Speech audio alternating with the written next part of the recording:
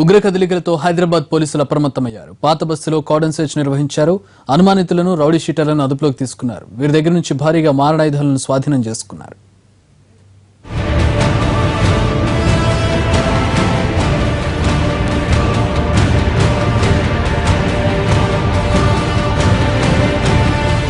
ISIS సానుభూతి పరుల arrest తర్వాత హైదరాబాద్ పాత బస్తీలో కార్డన్ సెర్చ్ జరిగింది.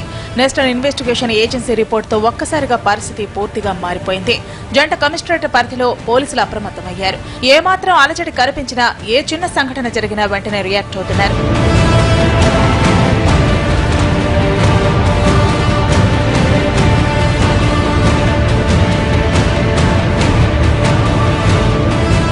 హైదరాబాద్ సైబరాబాద్ జంట కమిషనరేట్ల బోర్డర్లో ఉన్న బహదూర్పుర పోలీస్ స్టేషన్ పరిధిలోని హసన్ నగర్ లో సుమారు 600 మంది పోలీసులతో కార్డన్ సెర్చ్ నిర్వహించారు సౌత్ జోన్ పోలీసులు.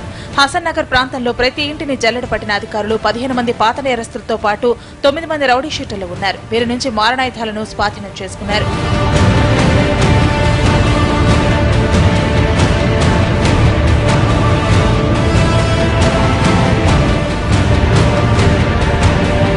మరోవైపు హసన్నగర్లోని కరడుగట్టిన నేరస్తుడు రౌడీ షీటర్ మాజిద్ హుస్సేన్ ఇంట్లో అనుమతులు లేకుండా నివాసం ఉంటున్న 5 బంగ్లాదేశీయులను అదుపులోకి తీసుకున్నారు పోలీసులు. వీరంతా బంగ్లా బెంగాల్ బోర్డర్లో నివాసం ఉండేవారని గుర్తించారు. నగరానికి ఎప్పుడొచ్చారు, ఎలా వచ్చారు, ఇక్కడ ఏం చేస్తున్నారు అన్న దానిపై పొంతనలేని సమాధానాలు చెబుతుండటంతో అప్రమత్తమైన పోలీసులు వారిని అదుపులోకి తీసుకుని ప్రశ్నిస్తున్నారు. రౌడీ షీటర్ ఇంట్లో వీళ్లు ఎందుకు తలదాచుకున్నారో ఆరా తీస్తున్నారు పోలీసులు. ఒక రౌడీ షీటర్, ఇతను డబుల్ మర్డర్ కేసులో ఉన్నాడు, మాజిద్ అహ్మద్ అని. ఈ మాజిద్ అహ్మద్ వీళ్ళని అనాథరైజ్డ్గా పెట్టుకున్నాడు. అయితే ఈ పూర్తిగా ఎంక్వైరీ చేస్తున్నాం. అయితే వీళ్ళు తెచ్చిన ఐడి ప్రూఫ్లో కూడా ఇక్కడ కొంతమంది మేనేజ్ చేసి ఓటర్ ఐడి కార్డులు తీసుకున్నారు.